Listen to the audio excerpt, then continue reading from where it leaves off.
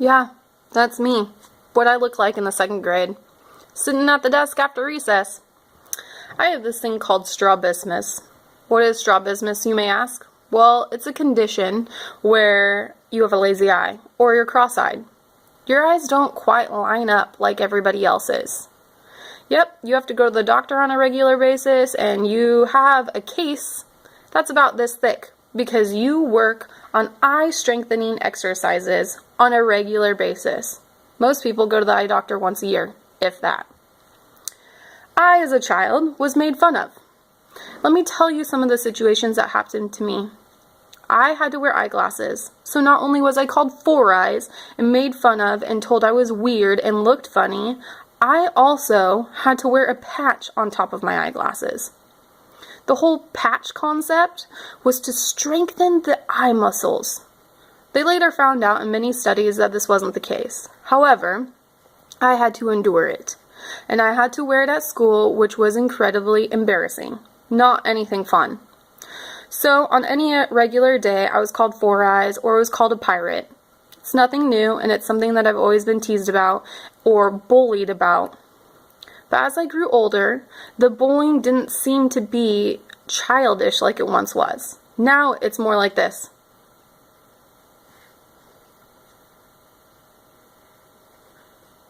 Are you talking to me? Are you sure you're talking to me? Yeah, that's what I have to deal on a daily basis. I take a deep breath, and I tell myself that I need to be cool or I count to 3. And the reason why is because I don't want to blow up on somebody. How embarrassing is it that you have to deal with adults who aren't aware, adults who don't get it. They don't understand that people are different, that some things happen. I end up having to take a deep breath and tell them, yeah, I have a lazy eye. It's something that I've always had to deal with. So yes, I'm looking at you. And then I ask the question again. According to Understanding School Violence fact sheet, the U.S. schools remain relatively safe. Any amount of violence is acceptable. This seems weird, right? Because when I was in school, it seemed like that was a violent thing, right? Well, in a sense, I wasn't getting beat up, but I was being verbally beat up. So let's talk about bullying. Let's talk about what it is. What does relatively safe mean?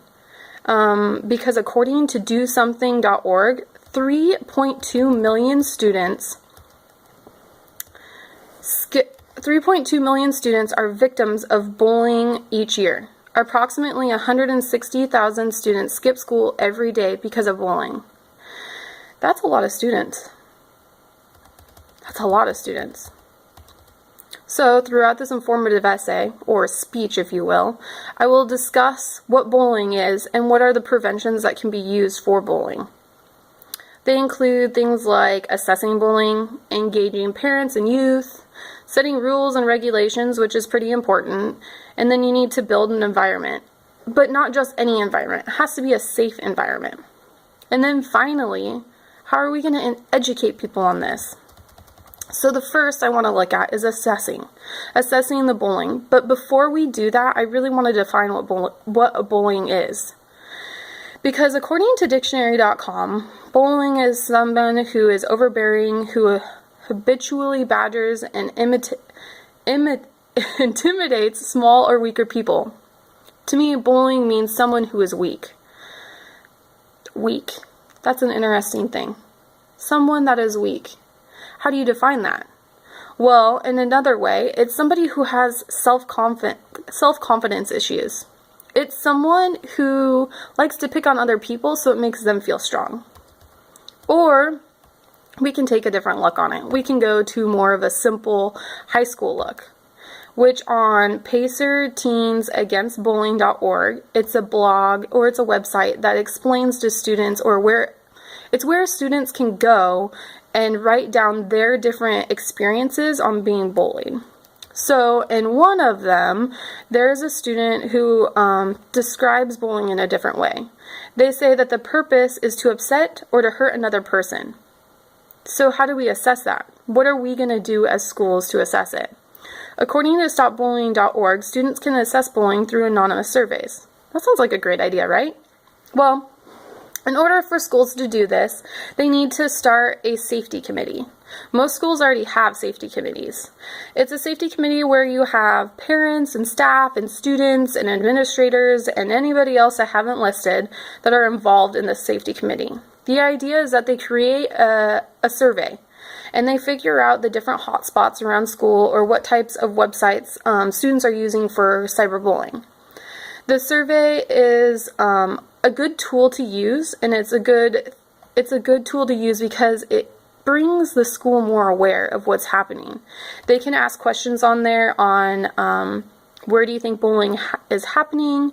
When is it happening most? Could you give us a few ideas on how to improve this? Do parents need to be more involved? These are just a few examples. Another key part to the whole safety committee is to analyze and evaluate. It's important to analyze and evaluate because then you need to know where your progress is, right?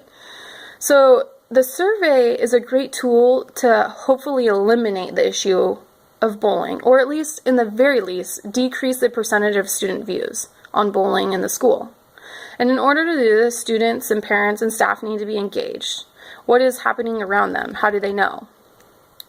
So we've discussed building a school safety committee where students, administrators, parents, and staff are involved. But this will not only help to contribute the finding methods of declining the bullying rate, but it will contribute to the school's climate as well.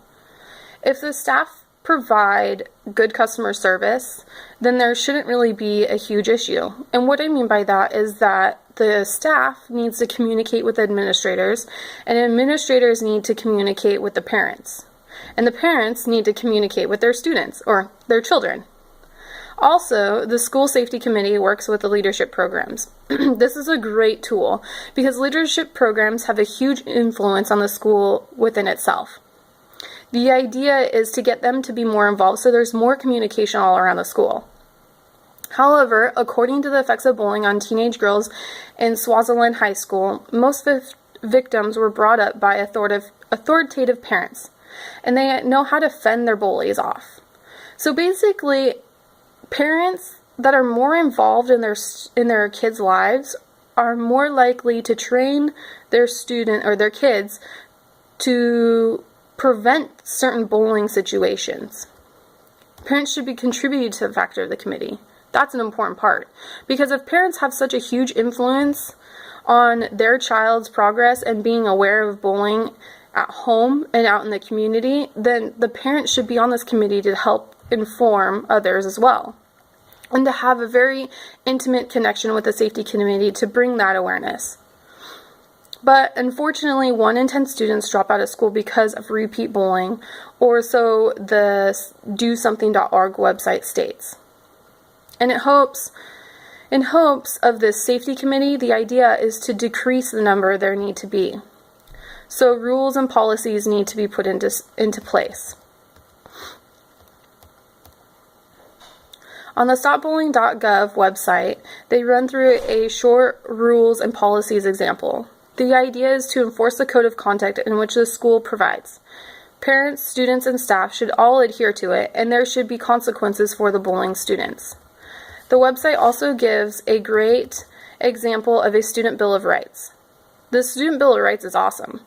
In my school, personally, we have one in every single classroom. And according to the website, it states that you should have one in every classroom or any common area, and you should also post it on the website, and you should send it in with the parents at the beginning of the year. Then, if this isn't put in place, it should be put in place, or at least the website suggests it should. And if you do that, then you need an easy way for students and everyone else to be able to access it. And you need to have it so they access the information in an easy way. So maybe put it on a poster, maybe have it at an assembly or around the common areas. There's so many different methods. But the idea is that it needs to be consistent, and there needs to be a form of confidentiality when students do come to report an issue. This not only will help with the school safety, but it will help with the culture and environment of the school. According to the DoSomething.org website, 67% of students believe that schools respond poorly to bullying. This is a high percentage. 67%? That's not very effective. So with that means that everyone needs to help contribute. So like we've been talking about before, we need to have a safety committee at school, and most schools already have that. But there needs to be a contributing factor, somebody that helps with this environment. And in order for somebody, it needs to be everybody. These places of concerns are like restrooms and on buses and common areas and places like the locker room, and the list can go on and on. But if everybody is helping to the contribution of bowling within the schools, then this will help with the culture of the school, and it'll help with parents feeling safe, or their kids being safe, and it'll help the students feel safe. But with that, you need to have reward systems, because like anything, kids need to feel comfortable and know that things are going well. Students can be rewarded when they're aware of the bullying and stand up to those that bully. There should be a positive reinforcement system put into place. And this should include everyone. This should include teachers, this should include students, this should include anybody that's volunteering within the building. Anyone can be involved. The article, Teacher Perceptions and Practices Regarding School Bullying Prevention, says that teachers have had serious talks with both bullying and the victim. However, less than 1/3 set aside classroom time to discuss bullying. 1/3. That's an interesting situation. Their students aren't creating rules in the classroom? Wow, that's so big. There aren't rules. And if that's the case, then what's happening? There needs to be training on this, right? There has to be more education, more informative information for people out there. So educate, educate, educate, educate. Did I say educate? Because I mean educate. Staff needs to be trained. And in order to do this, they need to go to seminars, they need to go to practices, they need to continue their education on bullying. It helps to improve the teacher's knowledge and affect classroom-based bullying and different prevention activities. A great way to do this would be to have an English department. Well, every school has an English department, but they need to, it's a great suggestion to have an English department come up with something that informs the students. This is just another tool of like a leadership activity. Every student in high school, for example, has to have about 4 years of 4 years of English. And in order to help with that 1/3% or that 1/3 portion, it would be a good idea for students to be required to write a poem or give a presentation or research or give a speech of some sort on school bullying and what's going on and how it is. And not only would that be informing your students, but it'd also be connecting in an informative way. So your students would be involved, you'd be getting writing tasks done, you'd be kind of killing two birds with one stone. The idea there is to bring students and staff and parents more aware of the issue. Not only would you be able to grade the assignment, but oftentimes the assignment goes home with the parents, so the parents are more aware of the issue as well. So like myself, I was bullied as a kid, and sometimes in some ways I was bullied as an adult. Being cross-eyed hasn't been fun. It's important that we bring awareness and we remain safe. So like we discussed earlier, we need to assess bullying, we need to be educated on bullying, we need to look at the rules and policies, and we need to enforce them. We need to build a safe environment at our school, and we need to educate everyone else as well. Bullying is an issue. 3.2 million students are victims of bullying every year. That's something to think about.